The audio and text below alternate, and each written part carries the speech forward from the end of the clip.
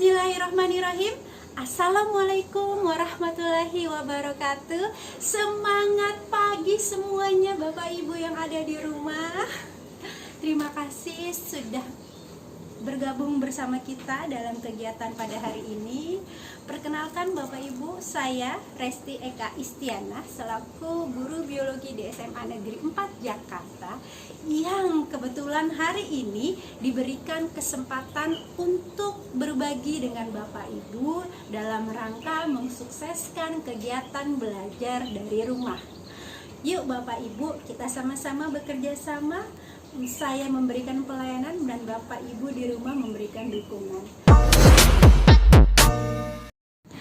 Baik Bapak Ibu semuanya, sebelum kita mulai, saya hanya mau menekankan bahwa yang saya informasikan pada saat ini tidak sama sekali bermaksud untuk menggurui Bapak Ibu semua.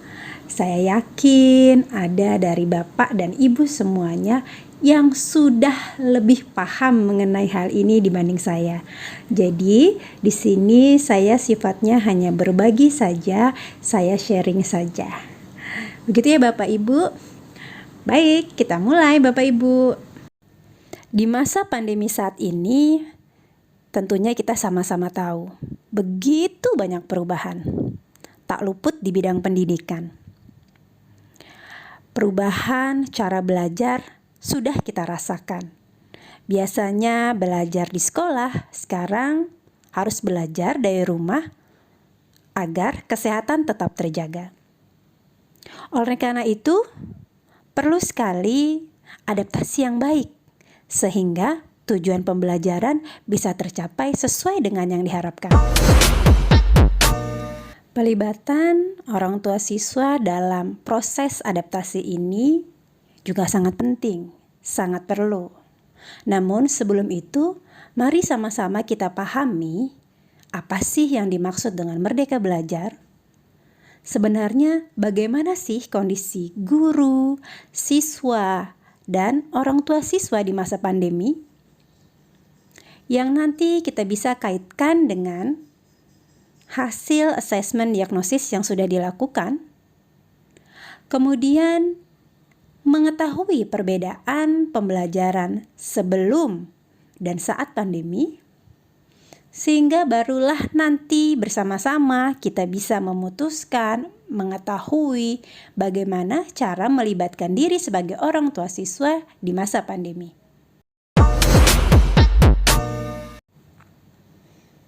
Merdeka belajar. Apa sih yang dimaksud dengan merdeka belajar?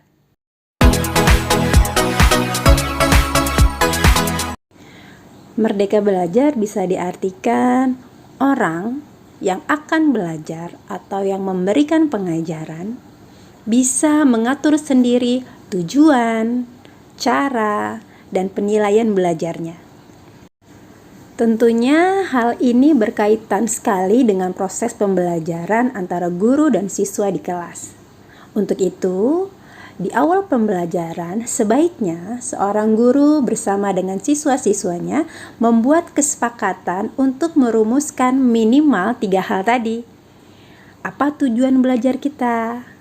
Bagaimana cara belajar kita? Dan siswa juga bisa menentukan sendiri bagaimana penilaian belajar yang akan dilakukan.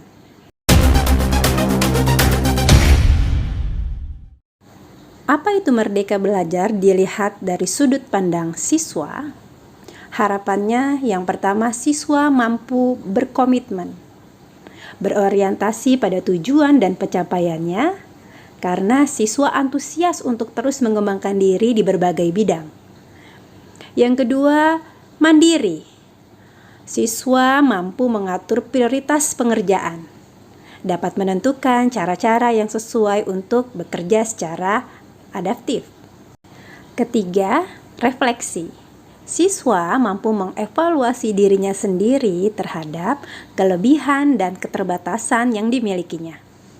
Siswa juga lebih paham hal-hal yang perlu ditingkatkan dan bagaimana melakukan peningkatan tersebut. Siswa mampu menilai pencapaian dan kemajuan yang sudah dia lakukan dalam proses pembelajaran. Jadi, Orang yang dikatakan sudah merdeka belajar adalah orang yang senantiasa merefleksikan, menyesuaikan pemikiran dan perbuatannya terhadap perubahan sekitar dalam upaya mencapai tujuan-tujuan. Merdeka belajar untuk guru. Bagaimana seorang guru mampu melibatkan siswanya dalam menentukan tujuan pembelajaran. Kemudian seorang guru juga diharapkan mampu memberikan pilihan cara dalam proses pembelajaran, serta melakukan refleksi terhadap proses dan hasil belajar. Artinya, di masa pandemi ini, guru dan siswa sudah saling sepakat dalam menentukan tujuan pembelajaran. Tidak ada lagi istilah mengejar materi dalam proses pembelajaran. Sekarang, bagaimana kita, guru dan siswa, mampu mencapai pembelajaran berbasis kompetensi? Ada 5 cara untuk memfasilitasi pembelajaran tersebut. Kita singkat dengan 5M. Memanusiakan hubungan, memahami konsep, membangun keberlanjutan, memilih tantangan, dan memberdayakan konteks. Memanusiakan hubungan merupakan langkah awal yang bisa dilakukan untuk mencapai pembelajaran berbasis kompetensi. Komunikasi yang baik antara guru, siswa, dan orang tua siswa diharapkan mampu memecahkan segala masalah yang terjadi pada proses pembelajaran. Sekarang ini bukan hanya wali kelas dan BK yang diperkenankan untuk berkomunikasi langsung dengan orang tua siswa. Guru bidang studi pun sangat diperkenankan untuk menyampaikan informasi kemajuan proses belajar siswa ataupun mengatasi permasalahan yang terjadi. Oleh karena itu, sekarang hubungan yang baik antara guru, siswa, dan orang tua sangat diperlukan.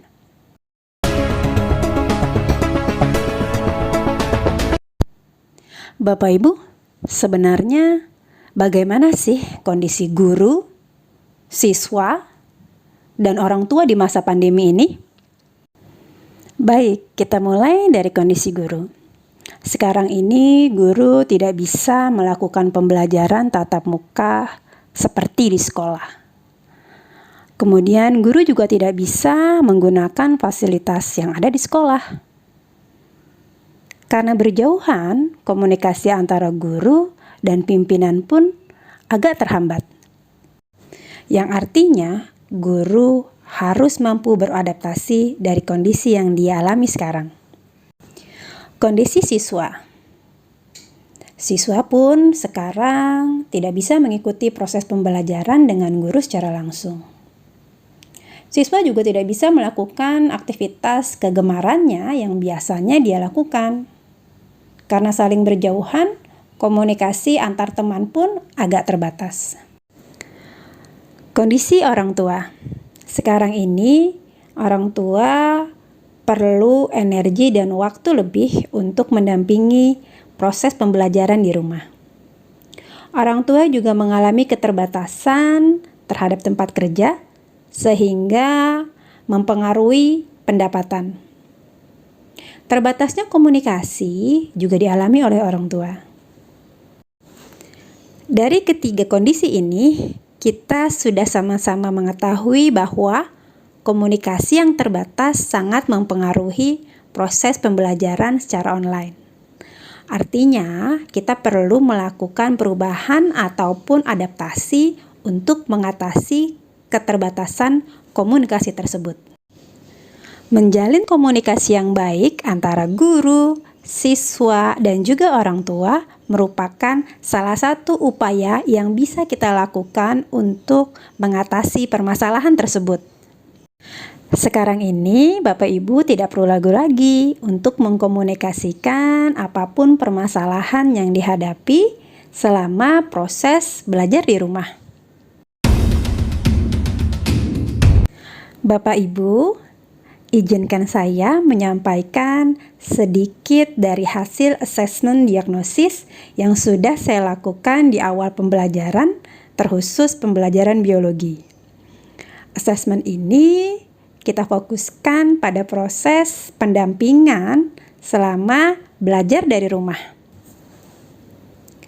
Persentase pendampingan BDR di kelas 12 IPA. Di sini bisa kita sama-sama lihat bahwa persentase dari siswa yang didampingi lebih banyak dibandingkan dengan siswa yang tidak didampingi. Tentunya kami dari pihak sekolah mengucapkan terima kasih yang sebesar-besarnya kepada orang tua ataupun yang mendampingi siswa-siswi belajar dari rumah. Persentase pendampingan BDR di kelas 10 IPA. Bapak Ibu, kita juga bisa sama-sama melihat bahwa jumlah siswa yang tidak didampingi selama proses BDR lumayan banyak, sekitar 40%. Oleh karena itu, di sini kami dari pihak sekolah menghimbau kepada Bapak Ibu ataupun keluarga yang berada di rumah untuk membantu kami mendampingi siswa-siswi belajar dari rumah. Dengan harapan proses BDR bisa dipantau langsung oleh Bapak Ibu di rumah.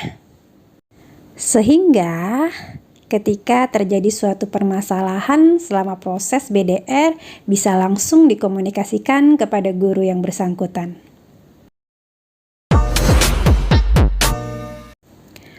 Bapak Ibu, mari kita sama-sama kaji lebih dalam perbedaan pembelajaran sebelum dan saat pandemi. Bapak Ibu, tentunya sudah tidak asing lagi dengan istilah pembelajaran jarak jauh atau PJJ. Yang sekarang mungkin istilahnya berkembang menjadi BDR atau belajar dari rumah. Sebelum pembelajaran jarak jauh atau sebelum ada pandemi, pembelajaran hanya berfokus pada kebutuhan belajar siswa. Sedangkan pada saat pandemi dengan belajar jarak jauh, berfokus kepada kebutuhan belajar dan kebutuhan psikologi siswa. Sebelum pandemi, siswa juga hanya dituntut untuk menguasai tujuan belajar. Sedangkan di saat pandemi, membantu siswa dalam mengatasi situasi sulit dan tentunya tetap menguasai tujuan belajar minimal. Sebelum pandemi, siswa mempunyai akses sumber belajar yang relatif merata. Sedangkan di saat pandemi, akses belajar cenderung timpang. Fasilitas belajar seperti Wi-Fi, gadget, sinyal, memiliki perbedaan yang cukup signifikan. Sebelum pandemi, guru memiliki kendali yang besar terhadap lingkungan belajar dan perilaku siswa. Sedangkan saat pandemi, guru tidak lagi memiliki kendali tersebut. Sebelum pandemi, menggunakan cara belajar biasa yang seringkali sudah menjadi suatu kebiasaan puluhan tahun lalu. Sedangkan saat pandemi, cara belajar pun berubah mengikuti kondisi yang ada. Seringkali guru pun juga baru tahu tentang cara belajar tersebut. Bapak Ibu, sekarang kita sudah tahu dengan jelas bagaimana kondisi sebelum dan saat pandemi. Begitu banyak perubahan yang terjadi bukan hanya dari segi siswa, melainkan juga dari segi guru, bahkan dari segi orang tua. Yang tentunya hal-hal ini perlu kita siasati bersama agar proses pembelajaran yang seharusnya berjalan dengan lancar sesuai dengan harapan kita semua bisa terlaksana dengan baik. Untuk itu, Kami dari sekolah mengajak Bapak Ibu untuk terus belajar, kami pun terus belajar, dan tentunya siswa-siswi juga terus belajar untuk menghadapi, untuk survive di kondisi pandemi ini.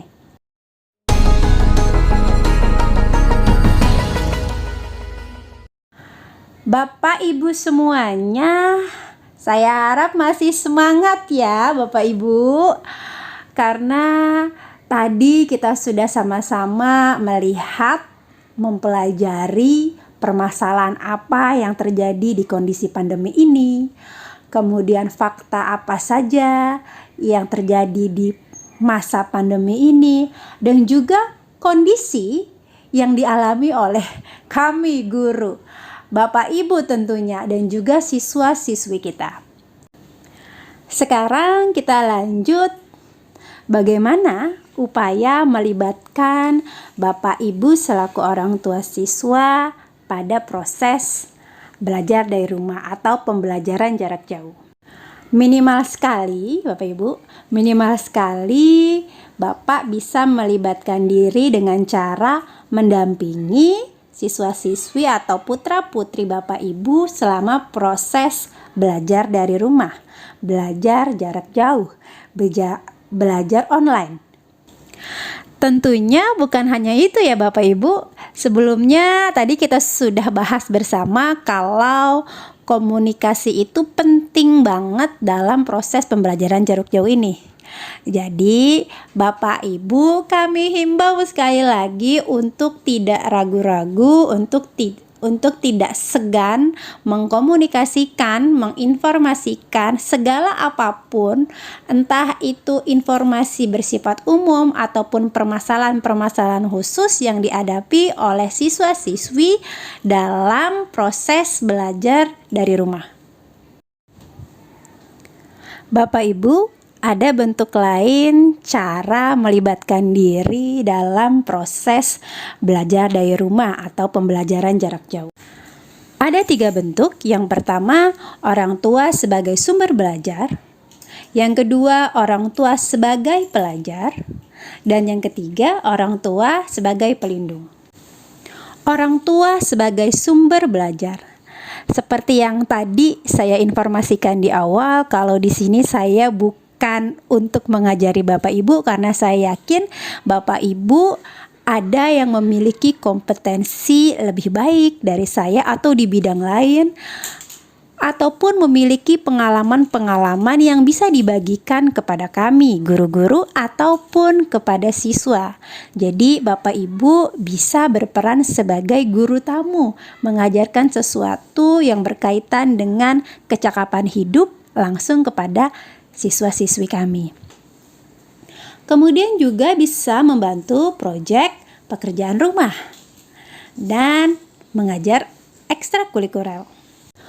Orang tua sebagai pelajar, tentunya di sini kami mencoba memfasilitasi Bapak Ibu semua menjadi orang tua yang terus belajar bersama kami, tentunya mengetahui permasalahan-permasalahan yang terjadi baik di sekolah ataupun yang dialami oleh siswa-siswi.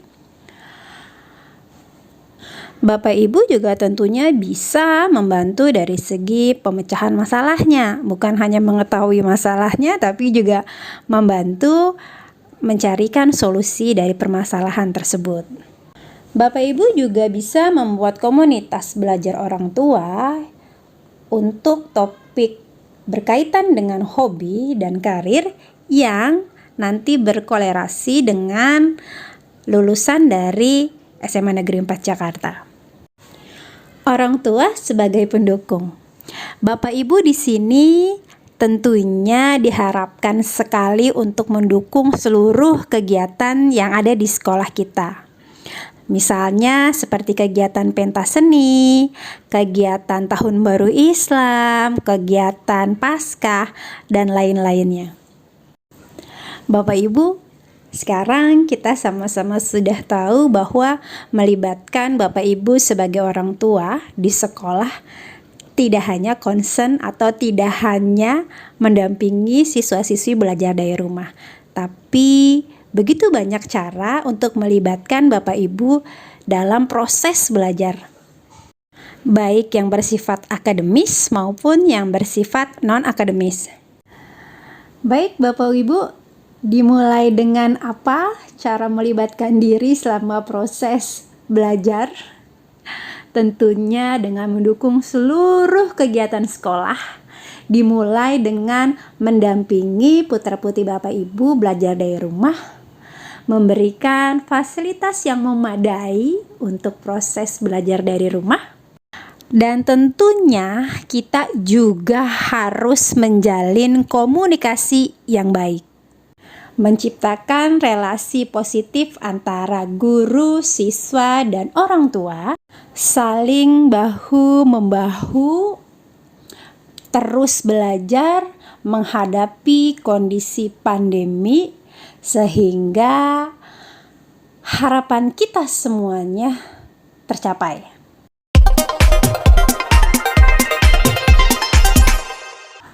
Baik Bapak Ibu, itulah tadi materi sedikit yang bisa saya berikan mengenai cara melibatkan diri Bapak Ibu sebagai orang tua selama proses belajar dari rumah.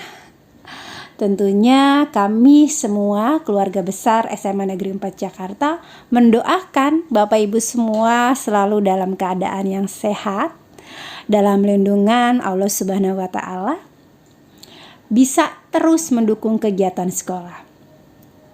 Bapak Ibu yang saya hormati dan yang tentunya saya cintai, terima kasih atas segala perhatiannya menyimak, mendengarkan paparan yang mohon maaf kalau masih banyak kekurangannya. Sekian dari saya. Wabillahi taufiq wal hidayah. Wassalamualaikum warahmatullahi wabarakatuh. Salam sehat selalu Bapak Ibu.